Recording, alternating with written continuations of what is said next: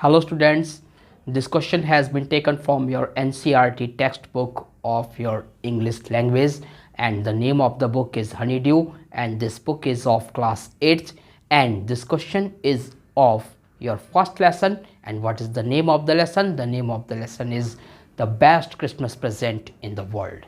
Yes, तो इस lesson का ये एक क्वेश्चन है। इस क्वेश्चन में डिक्शनरी वर्क दिया हुआ है, डिक्शनरी वर्क, और इस डिक्शनरी वर्क को हमें करना है।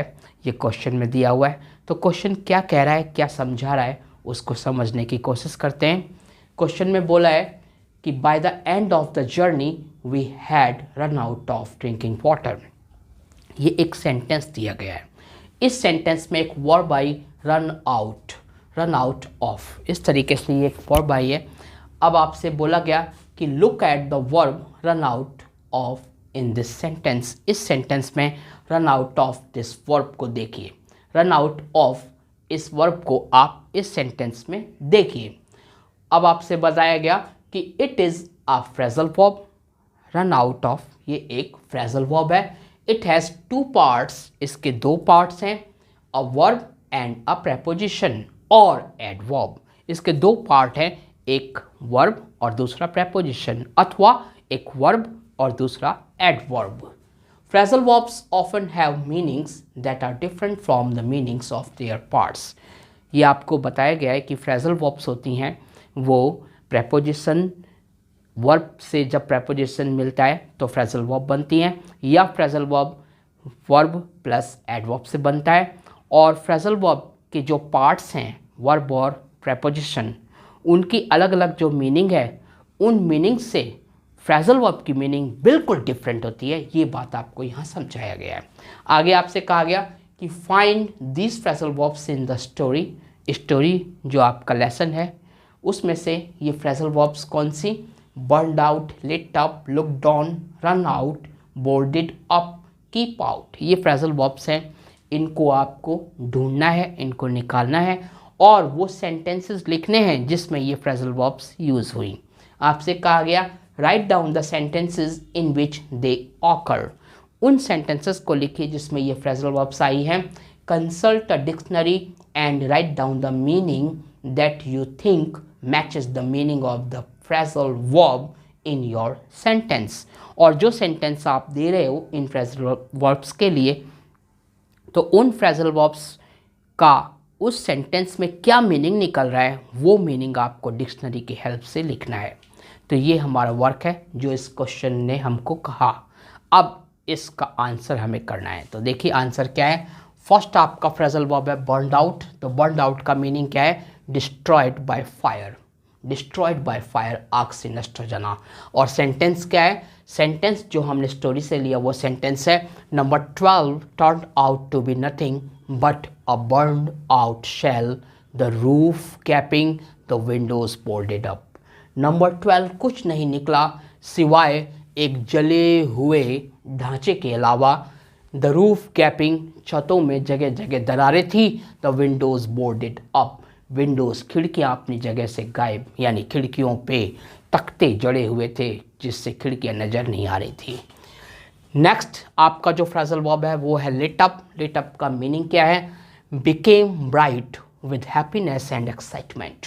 बिकेम ब्राइट यानी खुशी और एक्साइटमेंट और उत्तेजना से, खुशी और उत्साह उत्तेजना से एकदम चमक उठना, इसको कहते हैं लिट अप।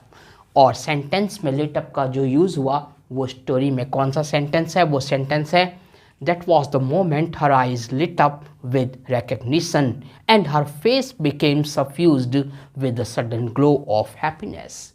वह पल था जब उसकी आंखें खुशी से, एक पहचान की खुशी से चमक उठी। Her face became suffused with the sudden glow of happiness. और उसका चेहरा अचानक एक खुशी से दमक उठा, चमक उठा, खिलखिला उठा। इस तरीके से बोला गया है। नेक्स्ट जो आपका फ्रेजल वर्ब है वो है लुक डाउन। और लुक डाउन का मीनिंग क्या है? लुक डाउन का मीनिंग है looked at each other and talked. Looked on का मीनिंग है एक दूसरे की तरफ देखा और बातें की, ये लुक डाउन का मीनिंग है। सेंटेंस में लुक डाउन कहाँ पे यूज़ हुआ? सेंटेंस में, यानी कि स्टोरी में जो सेंटेंस है जिसमें लुक डाउन यूज़ हुआ वो सेंटेंस कौन सा है? वो सेंटेंस है Hans Wolf and I look down and cheered clapping our hands and stamping our feet to keep out the cold as much as anything. Hans Wolf और मैंने एक दूसरे से बातें की, एक दूसरे की तरफ देखा, एक दूसरे की तरफ खुशी से चीयर्ड किया, यानी कि जो हम खुशी से करते हैं ना, चीयर्ड, इस तरीके से क्लैपिंग आवर हैंड्स, अपने हाथों को क्लैपिंग किया, तालियां बजाई, एंड स्टैम्पिंग द फीट, और अपने पैरों को यूं थपथपाया ज़मीन पे बार बार जल्दी जल्दी, ताकि जो ठंड का माहौल था, चिल्ड ठंड थी, उस पर कंट्रोल कर सके, उसको अपनी बॉडी से भगा सके। नेक्स्ट जो आपका फ्रेजल वर्ब है वो है रन आउट।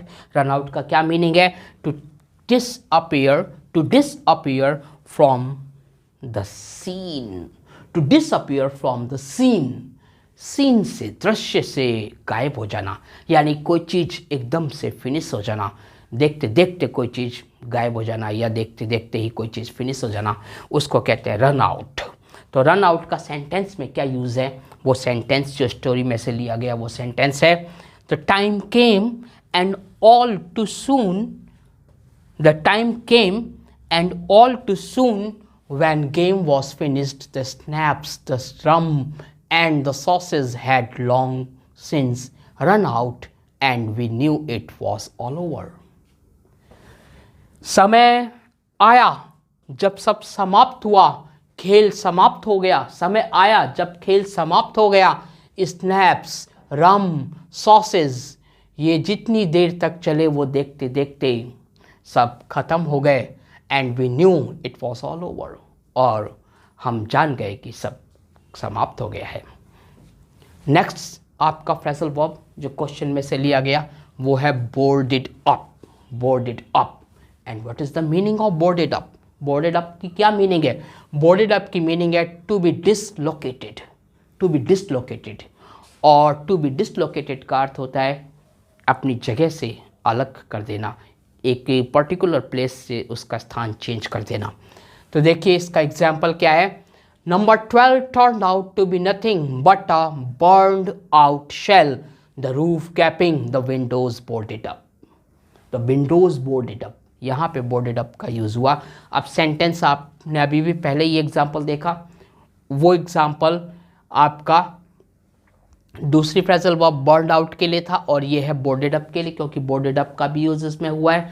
तो ये सेंटेंस क्या है कि number 12 nothing, number 12 turned out to be nothing, number 12 turned out to be nothing, number 12 कुछ नहीं निकला, but a burned out shell, सिवाय एक जले हुए ढांचे के, द रूफ गैपिंग, छतों में दरारें थी, छतों में दरारें थी, द विंडोज बोर्डेड अप, खिड़कियाँ अपनी जगहों से, यानी अपनी जगहों पे नज़र नहीं आ रही थी। क्यों? क्योंकि उन पर लकड़ी के तख्ते जड़ दिए गए थे। कीप आउट, नेक्स्ट जो आपका फ्रेजल वर्ब है वो है keep out. And what is the meaning of keep out? Keep out का मीनिंग समझिए। आप देखिए कीप आउट का क्या मीनिंग है। देखिए बोर मत होइएगा बच्चों, ये ग्रामर होती है। ग्रामर, इसमें हमें पूरा अटेंशन देना पड़ता है जिससे कि ध्यान से चीज़ों को समझ सकें। तो बोर नहीं होना है, इंटरेस्ट लेना है ताकि समझ सकें। तो कीप आउट का क्या मीनिंग है? देखिए कीप आउट का मीनिंग है to be safe from something, to be safe from something, मतलब किसी चीज़ से बचना, किसी चीज़ से सुरक्षित होना, यानी किसी चीज़ से बचाना खुद को। तो यहाँ पे सेंटेंस जिसमें कीप आउट का यूज़ हुआ वो सेंटेंस स्टोरी में से लिया गया है। वो सेंटेंस है Hence Wolf and I looked on and cheered, clapping our hands and stamping our feet to keep out the cold as much as anything. यहाँ पे keep out का यूज़ हुआ है। सेंटेंस में कहा गया Hence Wolf, और मैंने एक दूसरे की तरफ देखा और बातें की और खुशी से एक दूसरे को चीयर्ड किया, एंड क्लैपिंग आवर हैंड्स, अपने हाथों की तालियां बजाई, क्लैपिंग किया, एंड स्टैम्पिंग आवर फीट, और अपने हाथ अपने पैरों को स्टैम्पिंग किया, यूं चहलकदमी की इस तरीके से। किस लिए? To keep out, cold as much as anything, ताकि जितना संभव हो सके हम अपनी बॉडी से सर्दी को दूर कर सकें, यानी सर्दी से अपनी बॉडी को बचाने के लिए, सर्दी से अपनी बॉडी को सुरक्षित रखने के लिए हमने ये प्रोसेस किया। तो इस तरीके से ये जो फ्रेजल वर्ब्स थी उनके मीनिंग और उनके सेंटेंस में एग्जाम्पल आपको बताए गए इस क्वेश्चन में। अब देखिए एक वर्ड यूज़ यहाँ पे हुआ था सफ्यूज्ड। सफ्यूज्ड, तो सफ्यूज्ड का क्या मीनिंग होता है? सफ्यूज्ड का मीनिंग होता है to spread warmth, colour, light etcetera through and all over somebody और समथिंग। इसका मीनिंग हिंदी में क्या है? रंग, रोशनी आदि फैलाना, भरना या छा जाना। For example, the room was suffused with warmth and light from the fireplace, कि कमरा फायरप्लेस के कारण रोशनी से और थोड़ी हल्की हल्की गर्मी से भर गया। यानी ठंड का टाइम जब होता है तो कितनी ठंड होती है, कमरे में एकदम कपकपी सी छूटती है, शिवरिंग सा महसूस होता है। तो उस समय हल्की हीटर जल जाए या फिर कहीं आग से जल जाए तो गर्माहट मिलती है, तो वो वार्मथ कहा गया, उसको वार्मथ कहा गया है। तो I hope you have learned all the words which I have explained in this question. So don't forget to watch my next video. और मेरा नेक्स्ट वीडियो आपको तब मिलेगा जब आप नेक्स्ट वीडियो का नोटिफिकेशन गेट करेंगे। तो उसके लिए आपको चैनल को सब्सक्राइब करना होगा। तो AR स्टडी सर्कल जो कि चैनल है उसको सब्सक्राइब कीजिए, ताकि आपको NCERT के सारे सॉल्यूशंस, सारे क्वेश्चन आंसर्स की एक्सप्लेनेशन मिल सके। और साथ ही साथ आपका जो ग्रामर सेक्शन है वो बहुत ही ज़्यादा स्ट्रॉन्ग, इतना स्ट्रॉन्ग कि आप खुद ही उसके मास्टर बन जाओ। ऐसी डीप नॉलेज आपको मैं प्रोवाइड कराऊंगा। This is my promise to you. So don't forget my next video.